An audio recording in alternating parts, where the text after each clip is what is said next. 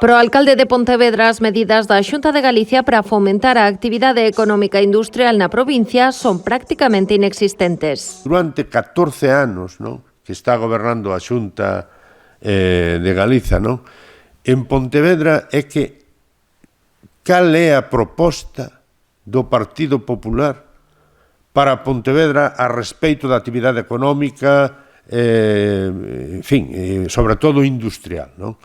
Cando menos é sorprendente e, en todo caso, demostra o pouco interés que Pontevedra ten para o Partido Popular, non? Fernández Lores cargou contra a política industrial e de emprego do goberno autonómico. Tamén acusou no de poñer a trancos o desenvolvemento dos polígonos industriais da cidade.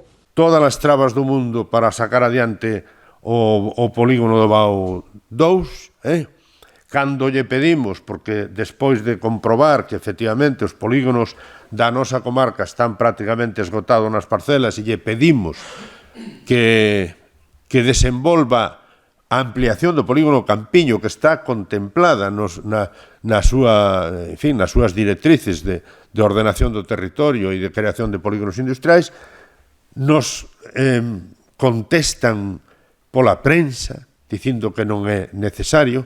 O rexedor capitalino contrapuxo esta actitude da Xunta que manteñen no referente a Ence sobre o recurso que o Concello de Pontevedra vai presentar contra a sentenza que permite a súa continuidade na ría. O presidente autonómico asegurou que é preciso un pouco de tranquilidade. Que é necesario agora mesmo un pouco de tranquilidade e de perspectiva hacia adiante, de seguridade para poder seguir creando e aumentando esa riqueza. Por suposto, o Concello de Pontevedra está no seu dereito de plantexar os recursos que estime convintes, pero eu creo que a sentencia que xa é coñecida é bastante categórica. E onte mesmo o presidente